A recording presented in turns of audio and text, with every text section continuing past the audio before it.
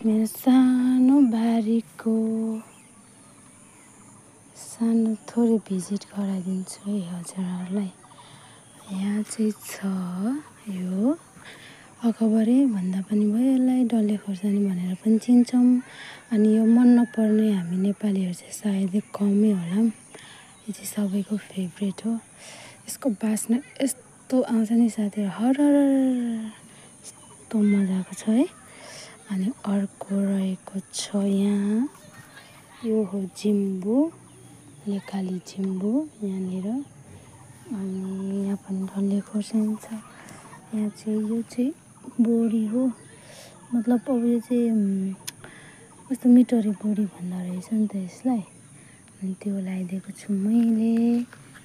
अनि यहाँनिर छ सिमली तरुल, पछि माघे सङ्क्रान्तिमा ठिक्क हुन्छ यो खाने बेला। अनि अर्को रहेको छ यता लौका। अनि यो छ कागती, यहाँ निबुवा भन्छौँ हामी चाहिँ, तर कतिले कागती पनि भन्दो रहेछ है। यो चाहिँ फल्ने खालको फर्सी हो। अनि यो पनि त्यही हो, यो चाहिँ मुन्टा खाने परेछ, त्यसैले मलाई थाहा थिएन नि त यो दुई खालको पाउँछ भनेर। एउटा फल्ने, एउटा मुन्टा खाने हुँदो रहेछ। अनि यो चाहिँ मुन्टा खाने, अनि यो चाहिँ फल्ने, पछि लिएर रोपेको हुर्किँदैछ। अनि यहाँनिर छ लौका।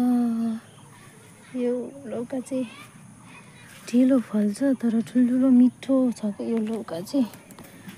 अनि यता छ हाम्रो, यो चाहिँ हो सेतो बैगुनको बिरुवा, तर यहाँ चाहिँ कति कमिलाले खाएर होला मर्दै पनि छ। यो चाहिँ सेतो बैगुनको बिरुवा हो है साथीहरू।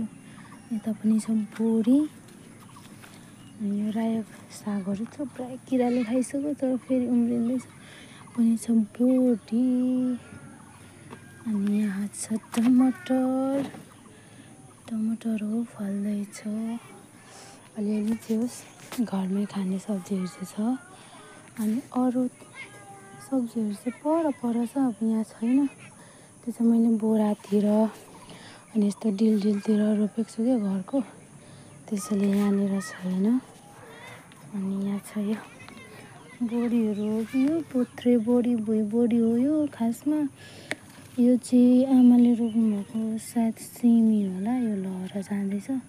यसमा चाहिँ सबै किराले खाइरहेको छ क्या साथीहरू। अनि यहाँ यस्तो छ, काँक्राहरू पनि पर सबै किराले खाँदैछ। उता त बैगुनहरू पनि छ, यस्तै छ।